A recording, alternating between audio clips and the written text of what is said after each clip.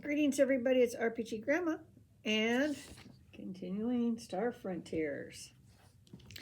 All right, so this is part 2 of the adventure section of this book, of the basic, and this is where the game creators are trying to teach you how to play, present a game, and play a game with a basic little scenario.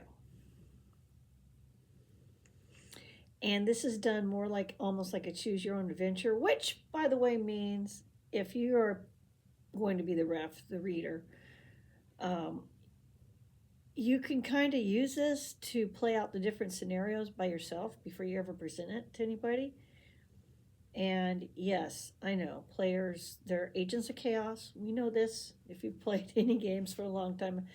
So, but it is good that it gives you 3 probable things the players might do. And so when you write your own adventures, try to think of when you create scenarios, well, at least 3 things players might do so you can be awesome and stay maybe one step ahead of them. But they're still going to catch you off guard, trust me. So our options were wait for the raiders to strike again, investigate the site of the last attack, ask the computer if there's a pattern to the raiders' attack. I think I've done this scenario a few times in the past with people, and generally they go to number 2 first. But let's see what our option 1. Having decided to wait until the next attack, you thank the experts for their help and leave. As you walk down the hall, you hear a cry of surprise behind you. You rush back to the computer room. The programmer in chief lie unconscious on the floor. The technicians with their laser pistols pointing at you tell you not to move. Dun dun dun. Go to option 4. Okay. Number 2. Let's say they said, well, let's go investigate the last attack. You thank them for their help, turn to leave. Behind you, there is a pop, a puffing sound, and a cry of surprise. Turning, you see the programmer in chief surrounded by a cloud of gas, fall unconscious to the floor. The 4 technicians draw laser pistols and point them at you.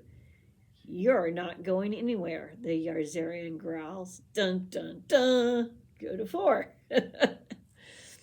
Number 3 option. The programmer nods, pleased with the suggestion, and inputs the question. In a moment, the holotank lights display a map of the frontier with red lights showing the planets where raids have taken place. The lights form a circle around the planet you are on. This is suspicious, exclaims the chief. If all the attacks center around our planet and the alarms are never set off, it must be an inside job. Suddenly there is a soft pop, and the chief and the program are surrounded by a cloud of gas. They gasp in surprise and fall unconscious. Looking up, you find yourself surrounded by the technicians who have drawn their laser pistols. Clever deductions, clicks the Rusk. Too bad you found out. Read number 4. All right. So if you're the one reffing, this shows 3 different ways in which you can progress the party in the direction you need them to go for the plot, right? Everyone's always talking about plots and stuff nowadays. Certain things are going to happen no matter what the players do. That's railroading. Well, certain things are going to happen in real life no matter what I do, because certain things are out of my control. So that's yes, no, maybe, but sometimes you have to progress the party along in the direction you need them to go. So we have different things that have happened. All right, so let's take a look and ways of handling it to redirect the players back to there's something going on behind them. or around them that they're about to miss. It's definitely an option. I know it's railroady, but it's definitely a way of handling things, especially in these older type of adventures. You're going to see stuff like this. 4. Geiger, Conchino. Keep them covered, barks the Arzarian to the human Andralicite. Gramick, get to work. The Vrusk moves to the crystal matrix cabinet and attaches a small metallic cube, then turns to the controls. You study the cold features of the human and the dark, hollow eyes of the Dralicite, weighing your chances to draw a weapon before they can shoot. Suddenly, you hear the sound of someone coming down the hallway. Slyly, the Arzarian slides a black jelly-like object from the canister at his side and turns to face the door. The door swings open, and a startled guard stares in surprise. Too late, he reaches for his gun. The black blob strikes him in the chest. Horrified, you watch the thing sprout tendrils that tangle around his terrified guard, pinning his arms to his side and constricting around his throat. He falls to the floor, and the Arzarian chuckles. And then we're going to run into some more options, which we'll look at in number 3. However, reading through this, you learn types of names different races might have. You learn about cool black jelly pudding thing you can throw and use as a weapon. You get an idea about technology, and you start to get an idea about how to describe things to the players.